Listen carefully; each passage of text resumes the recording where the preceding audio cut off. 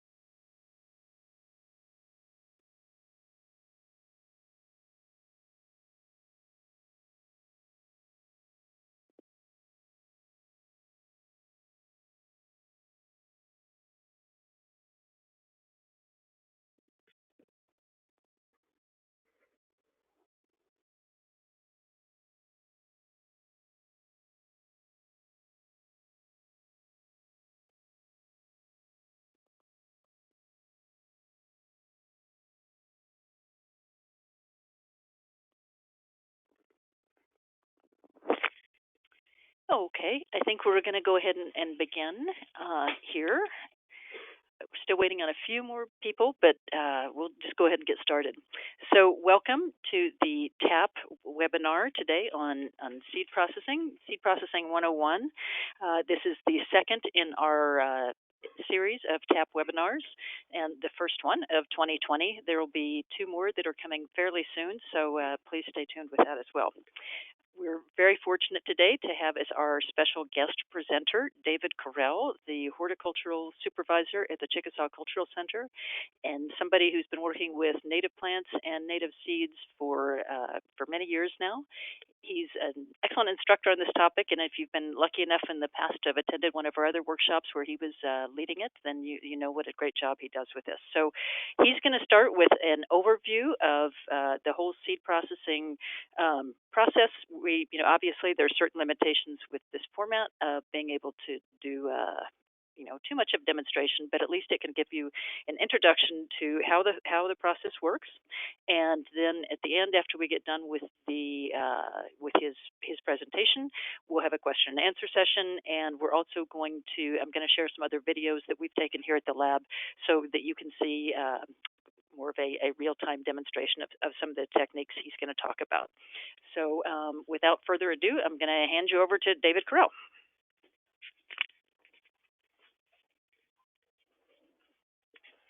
Hello, everyone. I just wanted to thank Jane for inviting me up here and to teach you all this class and to thank you all for willing to attend. As she said, my name is David Correll. Work for the Chickasaw Nation Horticulture Department. I've been there many years, and I guess after a while you kind of lose contact of how many years you are actually there. So I work with a lot of agricultural products and native plant products and a little bit of everything in between. We're based in Sulphur, Oklahoma at the Cultural Center in Sulphur. So if you guys hadn't been out there, it's a good idea to come out there and check it out. So as she said, the PowerPoint that we're doing today is seed processing. So let's move on. So in order to do seed processing, it starts a little bit earlier in the year, primarily in the spring, and then you harvest in late summer through the fall. The picture on the left is some common milkweed. Obviously, doesn't have any seed head. The picture on the right is the seed head. So in the springtime, you will scout out the plant. You will tag the plant, mark the plant on what it is, because after those blossoms die out and the seed head forms, it's hard to identify the plant unless you know what the stems or the leaves look like. So after you mark the flowered plant, you'll come back later on in the year, and on the right side, you'll see the seed pods. Again, those seed pods are green. They are not ideal to harvest, as they will be premature harvest. They won't be ready to harvest. let's see, seed extraction is exactly what it means. We're extracting the seed from the plant material. The plant material is actually called chaff. So the picture on your left, or this whole picture, both pictures are uh, Echinacea purpurea, and the picture on your left is dried seed heads, and that is what is ideal to harvest. On the right side of the screen, as you'll see, harvested or extracted seed from the plant material. So back to the left side of your screen is ideal, and then let's go back a slide, and then to the milkweed, and then on the right side of the screen it is not ideal. Okay, so some of the supplies needed is obviously the plant materials, handheld clippers, seed threshers or seed extractors, fan screens, butcher paper, and mylar bags. And we'll dive into each of those as we move forward. PPE, personal protection equipment. So, mainly for me and many others, we need to wear a respirator. These N95s work miracles, and then as well, um, the blue gloves or any type of glove really helps out a lot. So, I'm pretty congested right now. I've been processing seeds for the past week, and there'd be times I wouldn't wear a respirator and times I would, which I knew better. I didn't think that I particularly needed it. And then all of a sudden, I have allergies in the middle of winter. So, note to self, go ahead and wear your respirator.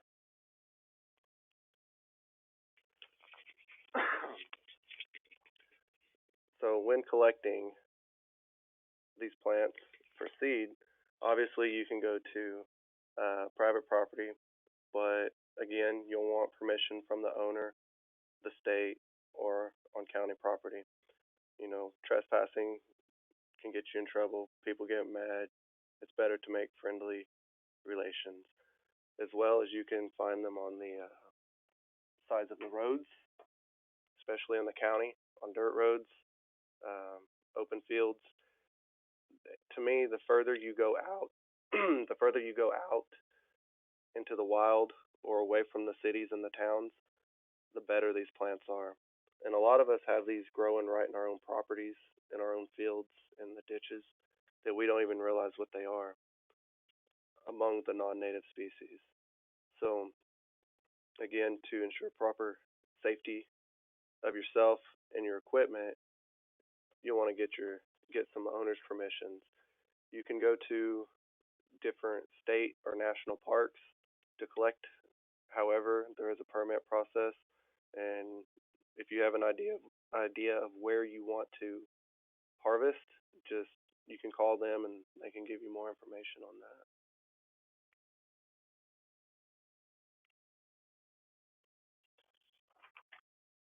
Let's see. So this picture is ironweed, and the picture on the left is actually what it looks like in the fall that is ready to be harvested. On the right side of the screen, that is a close-up of the left side.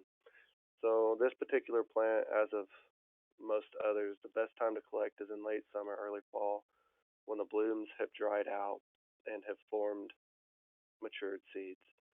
Generally, our rule of thumb is take 5 to 10% of the seeds in any location. However, when doing so, you want to make sure that there's enough plants or seeds that it can reproduce without hurting that location. And that even includes if you have to leave that plot alone. So if you got like 5 plants and you're not that skilled, I wouldn't harvest. Let's see.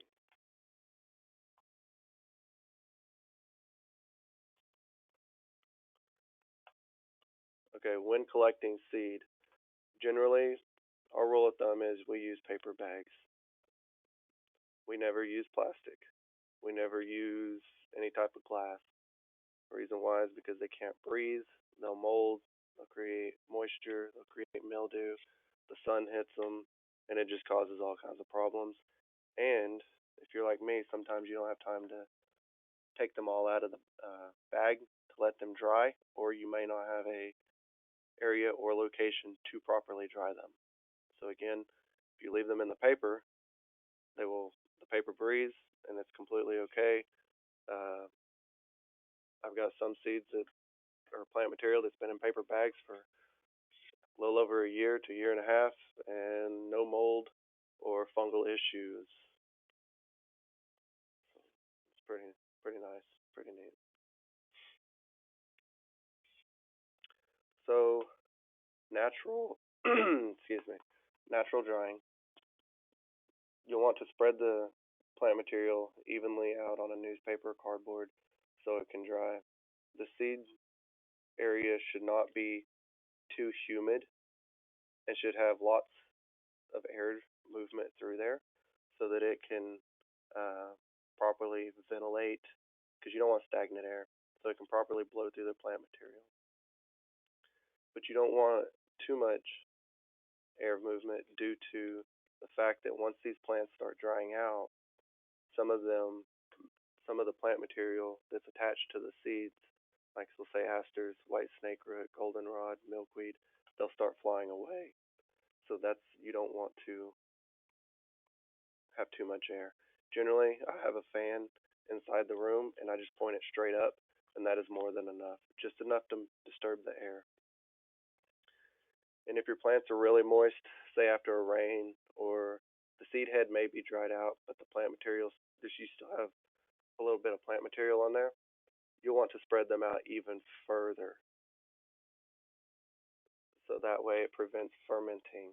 And then if you do get fermentation, mold, or any kind of fungus, typically what I do is I just take it back to the harvested site and disperse it back in the location.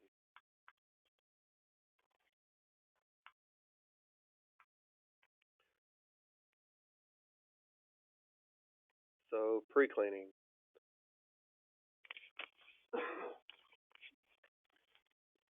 So pre-cleaning is basically the process of removing any large plant material or chaff, such as leaves, twigs, or stems, from the seed material or the seed heads. So as you are looking at this picture, on your left side of the screen, you'll see the seed heads with the stems connected. On the right side of the picture, you'll see the seed heads with the stems disconnected or cut off, and then the stem heads below it. You can process the seeds either way. It's just the reason why we do the pre-cleaning. The more plant material or chaff that is connected to the seed head, the harder you will have to work when it goes through the threshing process. So keep that in mind. It's easier to do your homework first.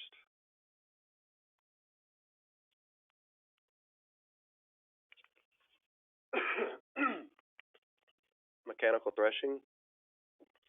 So I don't know if it was David, Chip, Jane, or myself. I think it was a collaboration between all of us that we came up with this threshing device. Uh, you can use it in many, many, many different ways. Um, so basically, it is a drill with a piece of all thread and a 5-gallon bucket and chains that are bolted to the all thread, and they're cut to the inside length of the bucket so that when spinning, it will just either barely touch the inside of the bucket or it won't touch it at all. And the whole point of it is it sits there and pulverizes and beats the material up. Different ways that you can use this. You can. So the first picture is it completely assembled. The second picture is you'll see the difference between the second and the third picture is there's a bottom screen board in the bottom of the bucket in the second picture. And basically what that is if you have a lot of plant material and you thresh it, the smallest particles falls to the bottom, and the larger stuff you can just pull out by hand, and then pull the screen out, and then dump the rest of it into your sieves or your screens.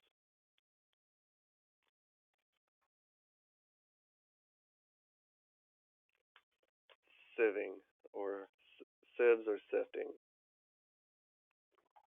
This actually involves a different series of screens, but let me stop right there. So we've shot a few videos this morning to show you all at the end this whole process, or just a basic overview of using each of these tools.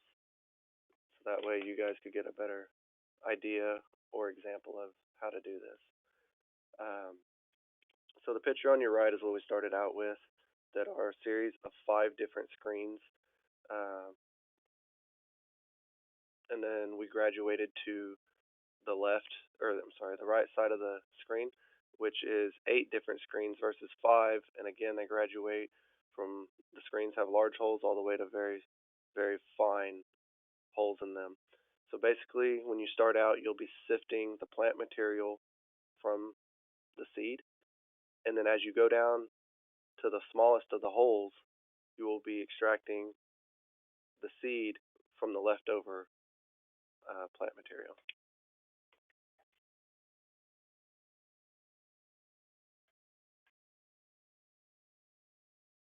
Okay. Hold on 1 second. It's not moving.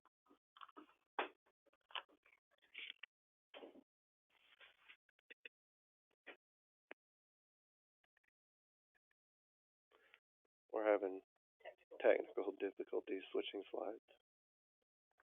Alrighty. So the next step after, so we got we pre-cleaned our threshing, our sifting, and now we're to the fanning table. After you run through the screening process, to us that is not enough to get our seeds clean, because finally we weigh them, and in order to get an accurate count, we have to try to remove as much plant material as possible. So this process involves obviously a fan. This is where the butcher paper comes in, and we take what's left from the screens, what little plant material is mixed in with the seeds, and we literally drop it in front of the fan. It acts as a small scale winnowing process to where they go in, and it blows. Essentially, it blows all the plant material to the edge of the table, and the lightest or the less likely to germinate seeds as well blows to the end of the table, and everything closest to the fan is more likely, or the best and the purest of the seed with little to no plant material. So after you get all of your seeds cleaned, you'll come in, and whenever you go to package it, you can either use Mylar bags, wax envelopes, paper envelopes. There's just a lot of different options that you can use for seed. Just don't use plastic, and I wouldn't use glass. So obviously you want to date it. I usually put my initials. I put the scientific name of the plant, the common name of the plant, and I usually will grade the seeds, whether it's like pure seed, a little bit of plant material mixed in with the seed. So pure seed is grade A, and a little bit of plant material mixed in is grade B. And I usually you have to put your location where you had the seed, so that way you can know. Something wild just went on.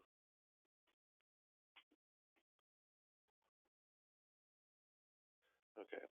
So, and then this morning I was talking with Colin, and something else that I'm going to implement and do or add to the packaging would be to put the weight of the seeds per package. I hadn't thought of that, but we work with many different people. Everybody has great ideas. So as of today, moving forward into the future, all of our seed packets will have the weight. I just think that's a great idea. So storing the seeds. Again, you don't want to use plastic. However, this picture shows plastic.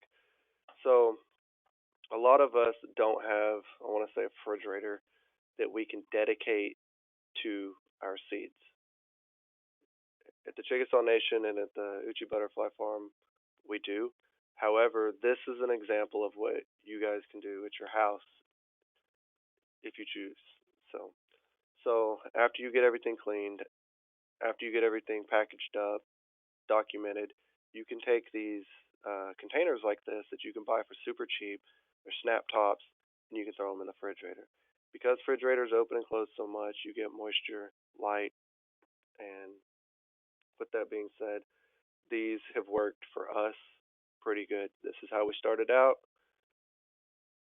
Some of us still use them depending on where we're at and what we're doing.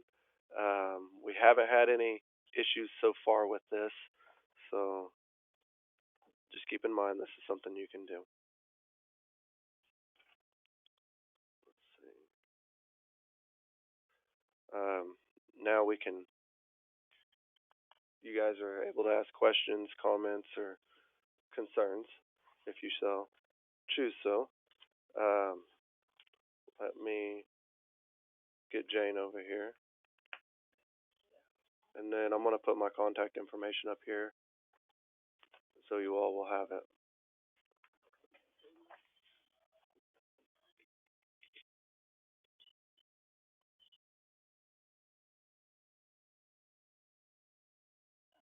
I think Jane is going to unmute you all so that you can ask questions or you can type, and I'll do my best to answer them.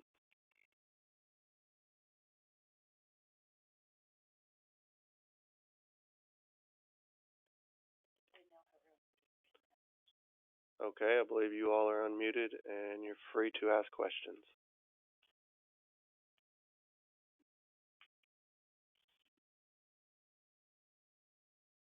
Anybody?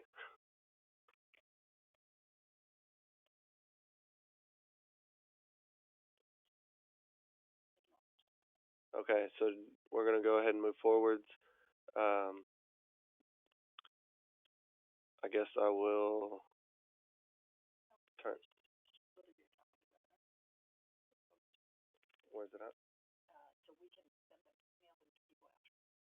Okay, Jane said yes, and she can email them to people afterwards if they shall choose.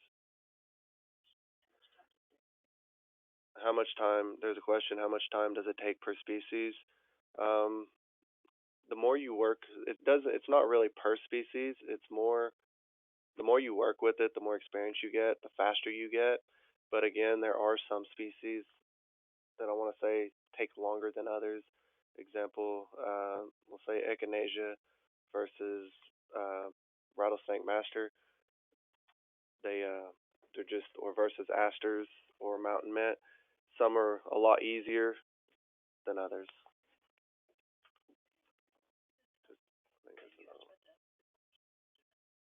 Yeah.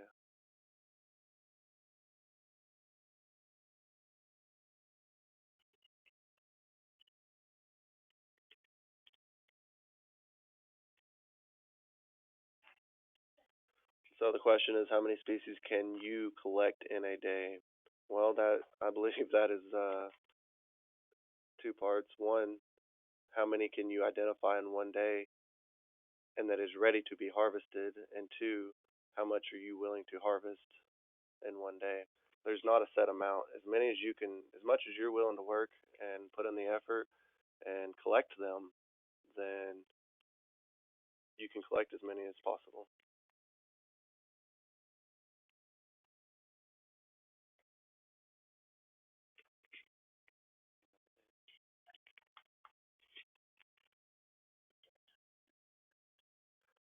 Question, how many different times a year do you collect?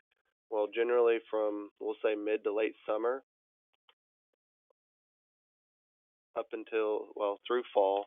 And then if you don't, usually by springtime, a lot of the different seeds have fallen. But we went out into the field actually today and collected some rattlesnake master just to play with and mess with to see if there was still stuff to collect today, and there is.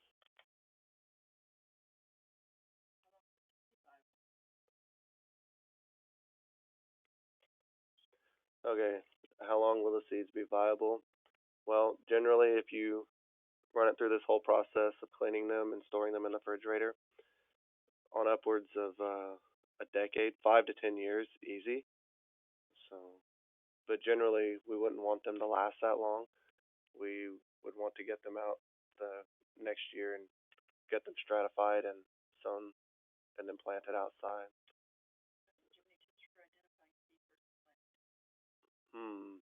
Do you have any tips for identifying seed versus plant material?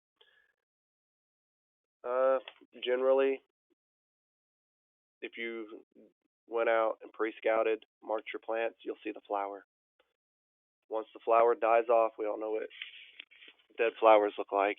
Generally, under the petals or the seed head itself, that is where all the seeds are at, and you can squeeze the seed head, and generally, you can watch the seeds fall out.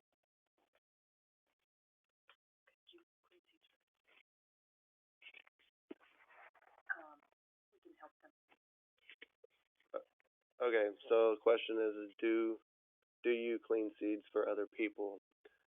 Uchi Butterfly Farm does help people clean seeds, so but I can let Jane comment on that a little bit more. So I'll talk more about this after David Correll gets done with his presentation, because I'm going to do a second mini presentation with videos that we're doing as a TAP thing after our celebrity presenter gets done here. But we are expanding our seed processing program thanks to a new National Fish and Wildlife Foundation grant that we have recently received. So we actually do have new commercial winnowing equipment so it's what we researched. It's from the Seed Burrow Company. Truthfully, it was very expensive. It was almost $10,000. But we're going to see how it goes, and then we'd be happy to make recommendations to other people. We'll also be able to, hopefully, depending on how efficient this equipment is, be able to help other people out with seed cleaning. The other thing we do with that is that we have a lending library of equipment for TAP, and so people can borrow equipment from us to do this. Not the $10,000 seed machine, of course, but the rest of it, we make that available to tribes and tribal citizens to borrow at no cost. So let's see what other questions we have here. Sorry, we're having some technical difficulties here, but okay. Are there any more questions? Is that it? Okay. Do we have any more questions or anybody else?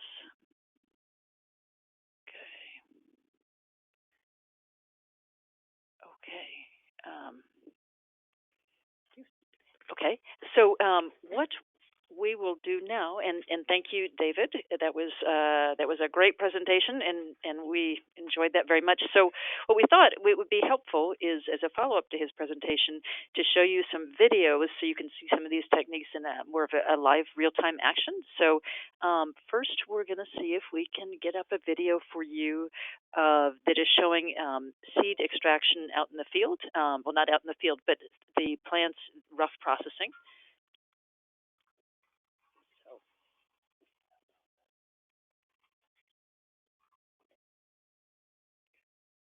Did we just lose it?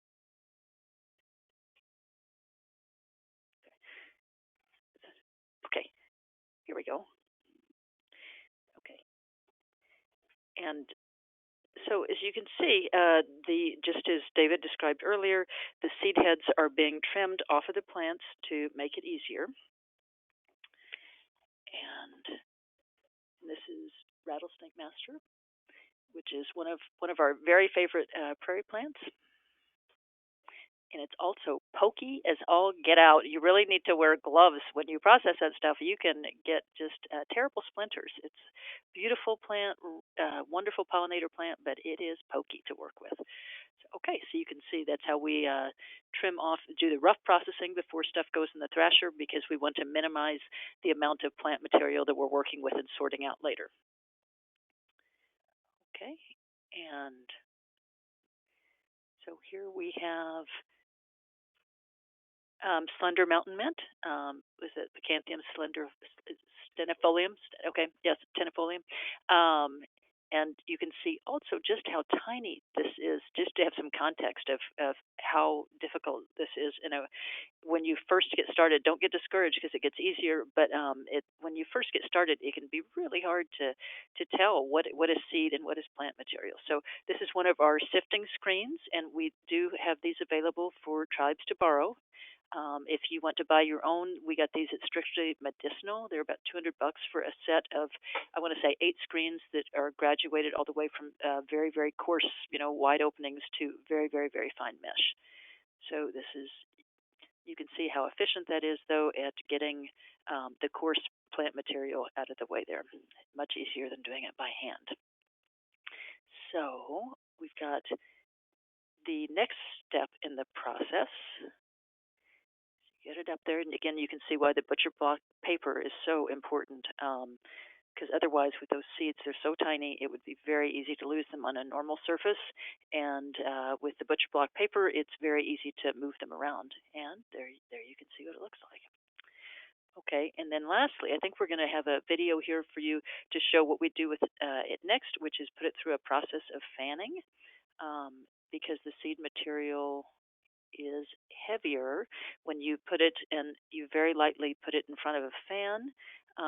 The heavier material, the seed material, is gonna fall right in front, and then the chaff and the lighter waste material that you don't want is going to go out. So this is a really efficient way to get your seeds sorted. You can see how the heavy material, the good viable seed matter, drops right in front, and then all the fluffy stuff you don't want pretty much blows away. When you first do this, it takes a little bit of a learning curve because you don't want your fan on high. I don't have to explain what can happen. Anyway, we've all been there. So you've got to practice with a small amount, and so then we divide the seeds. The stuff, the material that's closest to the fan gets saved and then put through another process. The material that's farther away is then not discarded, but it's taken out of this process. What we learned from David Correll is to create a bucket called prairie trash. And so all that thing that may have a few viable seeds in it gets set aside and then just put back out there so it can hopefully maybe continue to grow and be useful. And we've seen that many times is where we've thrown out the prairie trash, we sometimes get some amazing plants. So, and then you can see the finished product. That fanning process is repeated a number of times until you get it clean. And there you can see, hopefully, yeah, there you go. There we go. So you can see what the product looks like, the finished seed product. Okay.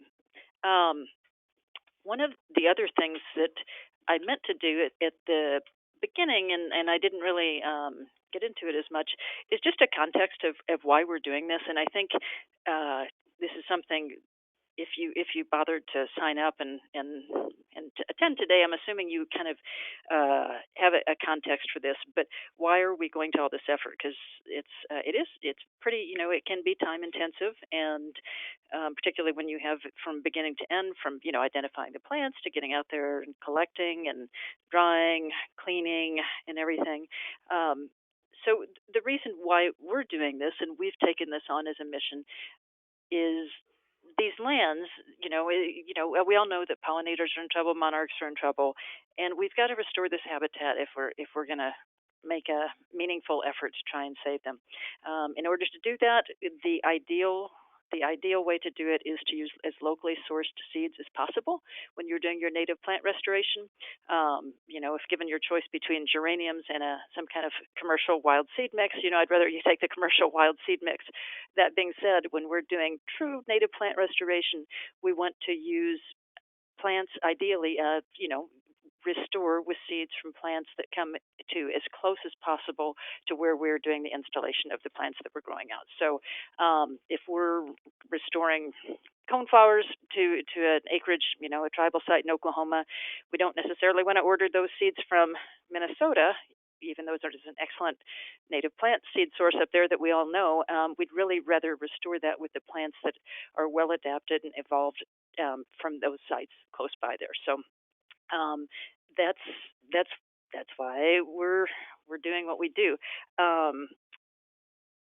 one of the other things to remember too about our seed bank, the TAP seed bank, is that when we go back to restore these sites, we're trying to restore with the biodiversity that was there originally.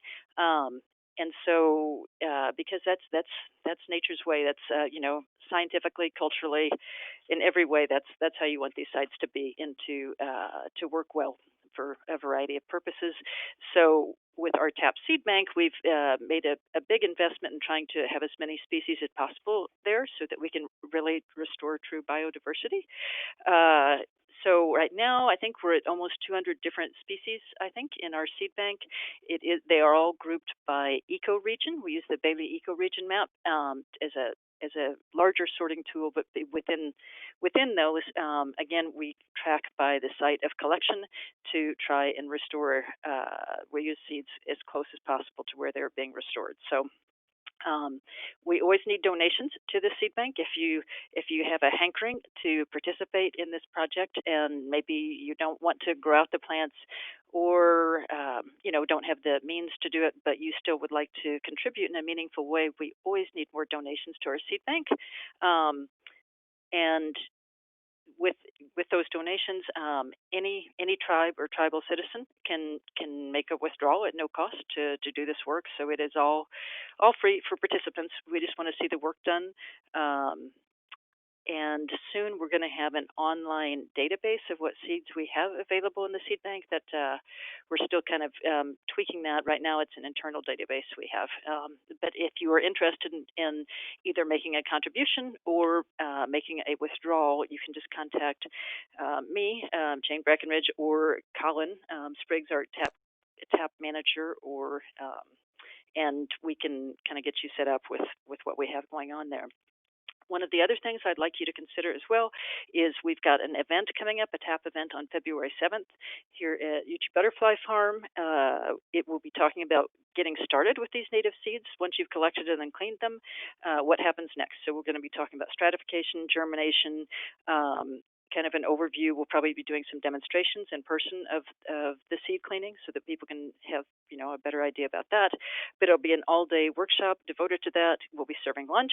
There's no cost to attend, and we also have funds for travel scholarships. If you're traveling, whether you're traveling from somewhere in Oklahoma or farther away, we want to assist you with that, whether it's money for gas or if you need overnight accommodations or whatever you need. We want to make it possible for you to be there. Again, a pitch for our lending library that TAP has. We have seed cleaning equipment. We have the equipment you need to install the plants, water the plants.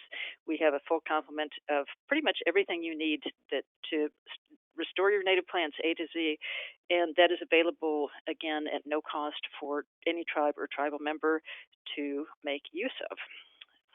And then lastly, I wanted to... what else do I need to cover here? Is give you some dates of some upcoming events that we have. So we've got the event on February 7th. That'll be a workshop. You can go to our website, tapconnection.org, for more information about that. On March 3rd, this has not been announced yet, but Dr. Chip Taylor from Monarch Watch is going to be leading another webinar for us, a TAP webinar about producing milkweed plants. And so that should be a good one. On April 1st through April 3rd, we're going to have a pretty large TAP conference and hands-on workshop and field trip. And then on June 5th, we'll have another TAP hands-on workshop. That one will probably be about actually getting plants in the ground, and you can have hands-on practice doing that. And then this fall, we're going to have a very large conference, November 11th through 13th, and that will hopefully have some great speakers and to fit on everybody's calendar and date. So there's one other thing I wanted to talk about was one of the pieces of equipment that we didn't cover was the specialized thrasher. Did you cover this? For milkweed seeds, because the thrasher that David Correll showed you pictures of earlier, it's great for native plant seeds. Unfortunately, it does not work well with the big fluffy milkweeds. So it's, anyway, that's kind of its own deal. And I know many of us want to obviously produce milkweeds for all sorts of reasons. So on your screen on the right, I don't know if you can see it. I can see it on my presenter screen. It says handouts, and I think there's a way to click on there, and I've got a PDF, attached a PDF of the Monarch Watch plans for building a specialized separator for just to get milkweed seeds, so to deal with all that fluffy stuff. And if you'd like to see it in action, the Monarch Watch milkweed separator, seed separator, if you go to YouTube, there's a video with Chip, and it's on the Monarch Watch channel, and so you can actually see the construction of it and how it works in action, and so you can see that in action. I'm trying to see if there's any other questions. I don't know if anybody else has any questions before we're done. We're getting to the end of our program for today. We're really glad you could be here. We would love to see you in person and show you this, but it was great to have a chance to be able to share it with you online in the webinar format. As I said, we're going to be doing a lot more webinars in the coming year. If you have any feedback about things you would like to see covered in these, please let us know. We're here to serve you. This is what we want to do. So any feedback or request, we're happy to hear it. So I think without further ado, I think we're done for the day. So huge thanks to David Correll and to the Chickasaw Cultural Center for supporting us today and sharing their information. And thank you, and have a great rest of your day. Bye-bye.